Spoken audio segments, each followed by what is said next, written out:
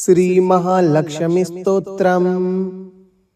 अनाद्यनन्तरूपां त्वां जननीं सर्वदेहिनां श्रीविष्णुरूपिणीं वन्दे महालक्ष्मीं परमेश्वरीं। नामजात्यादिरूपेण स्थितां त्वां परमेश्वरीं श्रीविष्णुरूपिणीं वन्दे महालक्ष्मी परमेश्वरीं। व्यक्ताव्यक्तस्वरूपेण कृत्स्नं व्याप्य व्यवस्थितां श्रीविष्णुरूपिणीं वन्दे महालक्ष्मीं परमेश्वरीं। भक्तानन्दप्रदां पूर्णां पूर्णकामकरीं परां श्रीविष्णुरूपिणीं वन्दे महालक्ष्मीं परमेश्वरीं। अन्तर्याम्यात्मना विश्वमापूर्य हृदि संस्थितां श्रीविष्णुरूपिणीं वन्दे महालक्ष्मीं परमेश्वरीं। सर्पदैत्यविनाशार्थं लक्ष्मीरूपां व्यवस्थितां श्रीविष्णुरूपिणीं वन्दे महालक्ष्मीं परमेश्वरीं। भुक्तिं मुक्तिं च या दातुं संस्थितां करवीरके श्रीविष्णुरूपिणीं वन्दे महालक्ष्मीं परमेश्वरीं। सर्वाभयप्रदां देवीं सर्वसंशयनाशिनीं श्रीविष्णुरूपिणीं वन्दे महालक्ष्मीं परमेश्वरीं। अनाद्यनन्तरूपां त्वां जननीं सर्वदेहिनां श्रीविष्णुरूपिणीं वन्दे महालक्ष्मीं परमेश्वरीं। नामजात्यादिरूपेण स्थितां त्वां परमेश्वरीं श्रीविष्णुरूपिणीं वन्दे महालक्ष्मी परमेश्वरीं। व्यक्ताव्यक्तस्वरूपेण कृत्स्नं व्याप्य व्यवस्थितां श्रीविष्णुरूपिणीं वन्दे महालक्ष्मीं परमेश्वरीं। भक्तानन्दप्रदां पूर्णां पूर्णकामकरीं परां श्रीविष्णुरूपिणीं वन्दे महालक्ष्मीं परमेश्वरीं। अन्तर्याम्यात्मना विश्वमापूर्य हृदि संस्थितां श्रीविष्णुरूपिणीं वन्दे महालक्ष्मीं परमेश्वरीं। सर्पदैत्यविनाशार्थं लक्ष्मीरूपां व्यवस्थितां श्रीविष्णुरूपिणीं वन्दे महालक्ष्मीं परमेश्वरीं। भुक्तिं मुक्तिं च या दातुं संस्थितां करवीरके श्रीविष्णुरूपिणीं वन्दे महालक्ष्मीं परमेश्वरीं। सर्वाभयप्रदां देवीं सर्वसंशयनाशिनीं श्रीविष्णुरूपिणीं वन्दे महालक्ष्मीं परमेश्वरीं। अनाद्यनन्तरूपां त्वां जननीं सर्वदेहिनां श्रीविष्णुरूपिणीं वन्दे महालक्ष्मीं परमेश्वरीं। नामजात्यादिरूपेण स्थितां त्वां परमेश्वरीं श्रीविष्णुरूपिणीं वन्दे महालक्ष्मी परमेश्वरीं। व्यक्ताव्यक्तस्वरूपेण कृत्स्नं व्याप्य व्यवस्थितां श्रीविष्णुरूपिणीं वन्दे महालक्ष्मीं परमेश्वरीं। भक्तानन्दप्रदां पूर्णां पूर्णकामकरीं परां श्रीविष्णुरूपिणीं वन्दे महालक्ष्मीं परमेश्वरीं।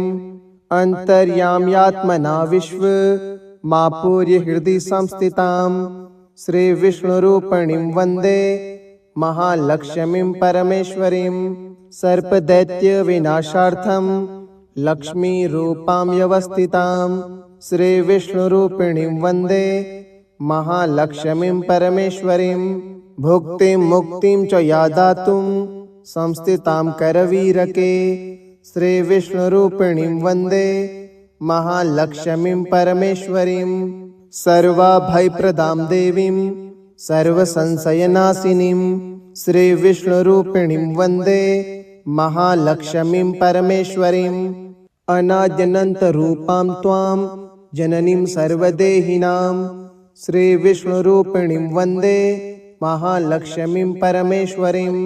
नामजात्यादिरूपेण स्थितां त्वां परमेश्वरीं श्रीविष्णुरूपिणीं वन्दे महालक्ष्मी परमेश्वरीं। व्यक्ताव्यक्तस्वरूपेण कृत्स्नं व्याप्य व्यवस्थितां श्रीविष्णुरूपिणीं वन्दे महालक्ष्मीं परमेश्वरीं भक्तानन्दप्रदां पूर्णां पूर्णकामकरीं परां श्रीविष्णुरूपिणीं वन्दे महालक्ष्मीं परमेश्वरीं अन्तर्याम्यात्मना विश्वमापूर्य हृदि संस्थितां श्रीविष्णुरूपिणीं वन्दे महालक्ष्मीं परमेश्वरीं सर्पदैत्यविनाशार्थं लक्ष्मीरूपां व्यवस्थितां श्रीविष्णुरूपिणीं वन्दे महालक्ष्मीं परमेश्वरीं भुक्तिं मुक्तिं च या दातुं संस्थितां करवीरके श्रीविष्णुरूपिणीं वन्दे महालक्ष्मीं परमेश्वरीं सर्वाभयप्रदां देवीं सर्वसंशयनाशिनीं श्रीविष्णुरूपिणीं वन्दे महालक्ष्मीं परमेश्वरीं अनाद्यनन्तरूपां त्वां जननीं सर्वदेहिनां श्रीविष्णुरूपिणीं वन्दे महालक्ष्मीं परमेश्वरीं नामजात्यादिरूपेण स्थितां त्वां परमेश्वरीं श्रीविष्णुरूपिणीं वन्दे महालक्ष्मी परमेश्वरीं व्यक्ताव्यक्तस्वरूपेण कृत्स्नं व्याप्य व्यवस्थितां श्रीविष्णुरूपिणीं वन्दे महालक्ष्मीं परमेश्वरीं भक्तानन्दप्रदां पूर्णां पूर्णकामकरीं परां श्रीविष्णुरूपिणीं वन्दे महालक्ष्मीं परमेश्वरीं अन्तर्याम्यात्मना विश्वमापूर्य हृदि संस्थितां श्रीविष्णुरूपिणीं वन्दे महालक्ष्मीं परमेश्वरीं सर्पदैत्यविनाशार्थं लक्ष्मीरूपां व्यवस्थितां श्रीविष्णुरूपिणीं वन्दे महालक्ष्मीं परमेश्वरीं भुक्तिं मुक्तिं च या दातुं संस्थितां करवीरके श्रीविष्णुरूपिणीं वन्दे महालक्ष्मीं परमेश्वरीं सर्वाभयप्रदां देवीं सर्वसंशयनाशिनीं श्रीविष्णुरूपिणीं वन्दे महालक्ष्मीं परमेश्वरीं अनाद्यनन्तरूपां त्वां जननीं सर्वदेहिनां श्रीविष्णुरूपिणीं वन्दे महालक्ष्मीं परमेश्वरीं नामजात्यादिरूपेण स्थितां त्वां परमेश्वरीं श्रीविष्णुरूपिणीं वन्दे महालक्ष्मी परमेश्वरीं व्यक्ताव्यक्तस्वरूपेण कृत्स्नं व्याप्य व्यवस्थितां श्रीविष्णुरूपिणीं वन्दे महालक्ष्मीं परमेश्वरीं भक्तानन्दप्रदां पूर्णां पूर्णकामकरीं परां श्रीविष्णुरूपिणीं वन्दे महालक्ष्मीं परमेश्वरीं अन्तर्याम्यात्मना विश्वमापूर्य हृदि संस्थितां श्रीविष्णुरूपिणीं वन्दे महालक्ष्मीं परमेश्वरीं सर्पदैत्यविनाशार्थं लक्ष्मीरूपां व्यवस्थितां श्रीविष्णुरूपिणीं वन्दे महालक्ष्मीं परमेश्वरीं भुक्तिं मुक्तिं च या दातुं संस्थितां करवीरके श्रीविष्णुरूपिणीं वन्दे महालक्ष्मीं परमेश्वरीं सर्वाभयप्रदां देवीं सर्वसंशयनाशिनीं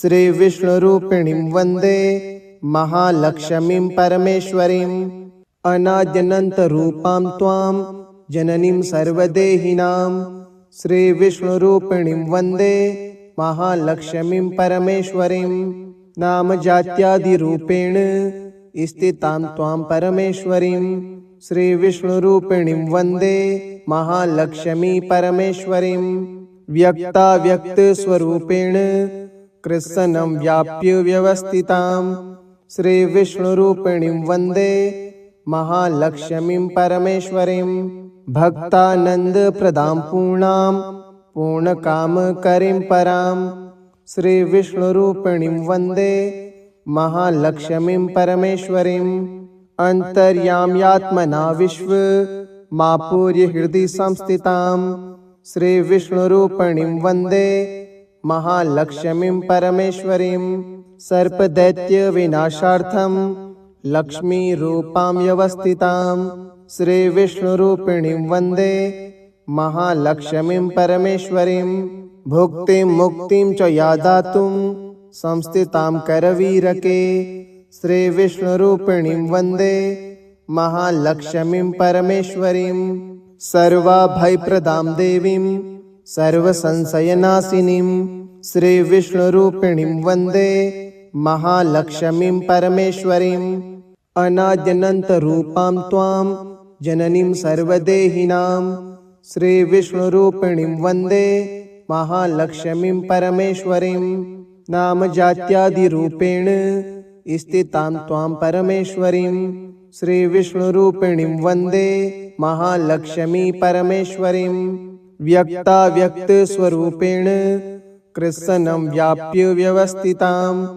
श्रीविष्णुरूपिणीं वन्दे महालक्ष्मीं परमेश्वरीं भक्तानन्दप्रदां पूर्णां पूर्णकामकरीं परां श्रीविष्णुरूपिणीं वन्दे महालक्ष्मीं परमेश्वरीं अन्तर्याम्यात्मना विश्वमापूर्य हृदि संस्थितां श्रीविष्णुरूपिणीं वन्दे महालक्ष्मीं परमेश्वरीं सर्पदैत्यविनाशार्थं लक्ष्मीरूपां व्यवस्थितां श्रीविष्णुरूपिणीं वन्दे महालक्ष्मीं परमेश्वरीं भुक्तिं मुक्तिं च या दातुं संस्थितां करवीरके श्रीविष्णुरूपिणीं वन्दे महालक्ष्मीं परमेश्वरीं सर्वाभयप्रदां देवीं सर्वसंशयनाशिनीं श्रीविष्णुरूपिणीं वन्दे महालक्ष्मीं परमेश्वरीं अनाद्यनन्तरूपां त्वां जननीं सर्वदेहिनां श्रीविष्णुरूपिणीं वन्दे महालक्ष्मीं परमेश्वरीं नामजात्यादिरूपेण स्थितां त्वां परमेश्वरीं श्रीविष्णुरूपिणीं वन्दे महालक्ष्मी परमेश्वरीं व्यक्ताव्यक्तस्वरूपेण कृत्स्नं व्याप्य व्यवस्थितां श्रीविष्णुरूपिणीं वन्दे महालक्ष्मीं परमेश्वरीं भक्तानन्दप्रदां पूर्णां पूर्णकामकरीं परां श्रीविष्णुरूपिणीं वन्दे महालक्ष्मीं परमेश्वरीं अन्तर्याम्यात्मना विश्वमापूर्य हृदि संस्थितां श्रीविष्णुरूपिणीं वन्दे महालक्ष्मीं परमेश्वरीं सर्पदैत्यविनाशार्थं लक्ष्मीरूपां व्यवस्थितां श्रीविष्णुरूपिणीं वन्दे महालक्ष्मीं परमेश्वरीं भुक्तिं मुक्तिं च या दातुं संस्थितां करवीरके श्रीविष्णुरूपिणीं वन्दे महालक्ष्मीं परमेश्वरीं सर्वाभयप्रदां देवीं सर्वसंशयनाशिनीं श्रीविष्णुरूपिणीं वन्दे महालक्ष्मीं परमेश्वरीं अनाद्यनन्तरूपां त्वां जननीं सर्वदेहिनां श्रीविष्णुरूपिणीं वन्दे महालक्ष्मीं परमेश्वरीं नामजात्यादिरूपेण स्थितां त्वां परमेश्वरीं श्रीविष्णुरूपिणीं वन्दे महालक्ष्मी परमेश्वरीं व्यक्ताव्यक्तस्वरूपेण कृत्स्नं व्याप्य व्यवस्थितां श्रीविष्णुरूपिणीं वन्दे महालक्ष्मीं परमेश्वरीं भक्तानन्दप्रदां पूर्णां पूर्णकामकरीं परां श्रीविष्णुरूपिणीं वन्दे महालक्ष्मीं परमेश्वरीं अन्तर्याम्यात्मना विश्वमापूर्य हृदि संस्थितां श्रीविष्णुरूपिणीं वन्दे महालक्ष्मीं परमेश्वरीं सर्पदैत्यविनाशार्थं लक्ष्मीरूपां व्यवस्थितां श्रीविष्णुरूपिणीं वन्दे महालक्ष्मीं परमेश्वरीं भुक्तिं मुक्तिं च या दातुं संस्थितां करवीरके श्रीविष्णुरूपिणीं वन्दे महालक्ष्मीं परमेश्वरीं सर्वाभयप्रदां देवीं सर्वसंशयनाशिनीं श्रीविष्णुरूपिणीं वन्दे महालक्ष्मीं परमेश्वरीं अनाद्यनन्तरूपां त्वां जननीं सर्वदेहिनां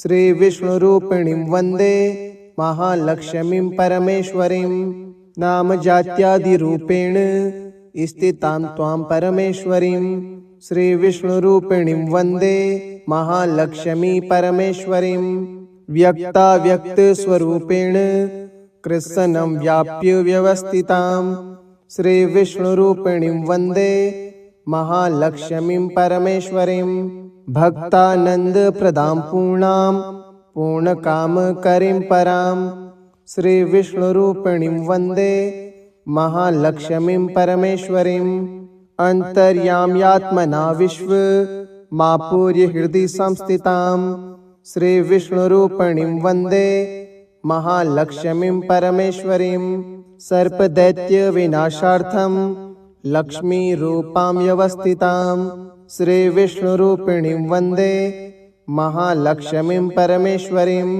भुक्तिं मुक्तिं च या दातुं संस्थितां करवीरके श्रीविष्णुरूपिणीं वन्दे महालक्ष्मीं परमेश्वरीं सर्वाभयप्रदां देवीं सर्वसंशयनाशिनीं श्रीविष्णुरूपिणीं वन्दे महालक्ष्मीं परमेश्वरीम् इति श्रीमहालक्ष्मीस्तोत्रम् सम्पूर्णम्।